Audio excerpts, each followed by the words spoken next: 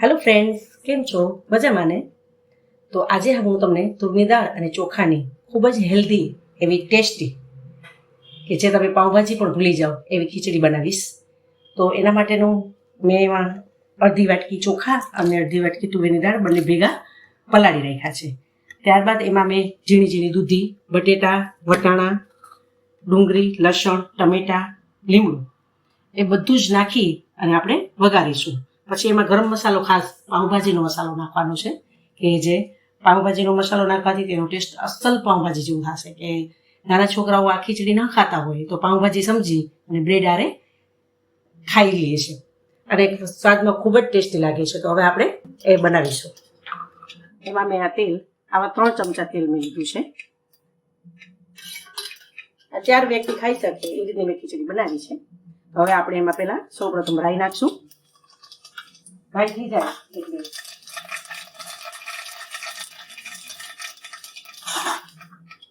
પેલા 1 ચમચી હિંગ નાખશું આપણે. લીમડો નાખી બધું વેજીટેબલ આપણે પેલા વઘારી દઈશું. સૌપ્રથમ મેં ડુંગળી અને લસણ જે ઝીણા ઝીણા સુધાર્યા છે એ એમાં એડ કરીશ.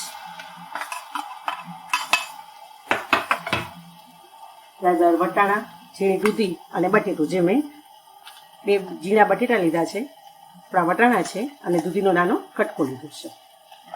એ બધાને આપણે પહેલાં સાતરી લઈશું.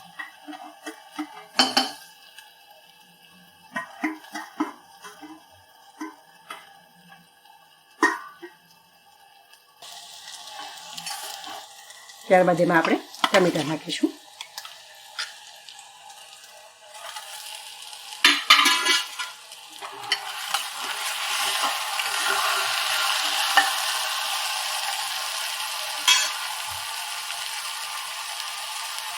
આપણે બધું જ મસાલો આજે શાક કાતરવા મૂક્યું છે એમાં જ કરી લઈશું.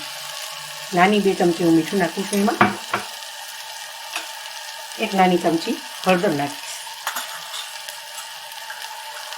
2 નાની ચમચી છે, તમે જેવું તીખું ખાતા હોય એ પ્રમાણે એમાં એડ કરવાનું. મેં આમાં નાની 3 ચમચી મરચાંની ભૂકી એડ કરી છે. અને પાઉંભાજીનો મસાલો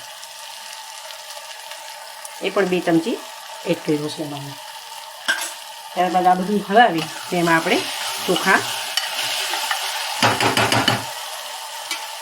એડ કરશું.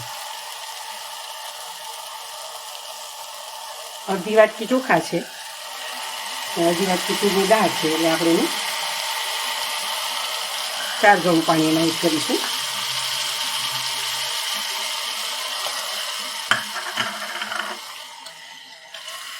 ત્યારબાદ આપણે એમાં ચોખા એડ કરી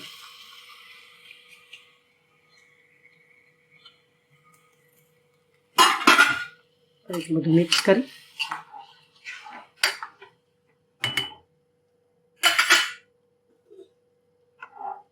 બે બાઉલ ત્યારે નહીં ખાતા અને ત્યાર પછી આપણે પાછું 1 બાઉલમાં પાણી નાખશું. એટલે કુલ આપણે 4 બાઉલ આવા પાણીના નાખ્યા છે. એટલે ખીચડી એક રસ થઈ જશે અને શાક પણ કોઈ નહીં દેખાય.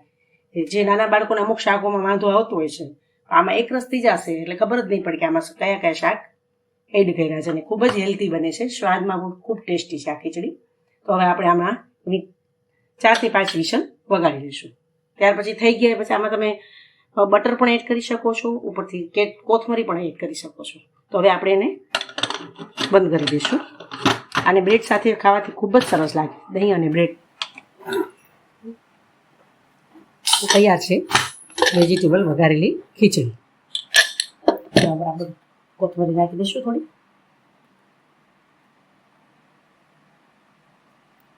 આપ જોઈ શકો છો વઘારેલી ખીચડી રેડી છે. આપ જોઈ શકો છો કે વઘારેલી ખીચડી રેડી છે. હવે આના ઉપર તમે બટર અને બ્રેડ સાથે ખાઓ તો પાઉંભાજી જેવી જ લાગે છે.